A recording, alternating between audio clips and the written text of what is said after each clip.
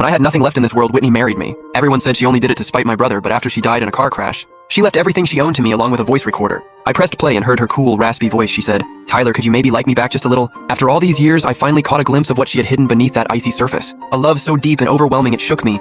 Then I opened my eyes and I was reborn. My adoptive father was grabbing my hand saying, "Tyler, go do your brother's time for him, would you?" Before I turned 16, I was a spoiled little rich kid in the Pay household. My parents adored me. My sister doted on me and life was easy. But then Brandon showed up with a DNA test and I found out the hospital had mixed up the babies. He was the real son and I was just a stranger who had taken his place. I wanted to leave, but my birth parents were already gone. My adoptive mom could not bear to see me become an orphan, so she officially took me in. My adoptive parents treated me well and my sister never pushed me away. Brandon never gave me a hard time and I was grateful for all of it. But then Brandon got into a fight backstage at a film set with another actor. The guy fell down a staircase and ended up in a vegetative state. There were no cameras around, but someone had to take the fall. And I happened to be there that night. I had seen everything. My adoptive father came to me in tears and begged me to cover for Brandon. Brandon knelt in front of me, kowtowing and slapping himself, saying he was sorry the whole family was sobbing their hearts out. So I nodded and I took the blame for him. I went to prison and suffered through it all at first. The family still came to visit, crying out of guilt and shame, but little by little nobody showed up anymore. One time the prison held an activity where the warden asked us about our plans after release. I thought about it for a long time before I finally wrote down my answer. I just want to see mom and dad when I get out. The guy next to me laughed when he saw it, saying, "I kept it so simple.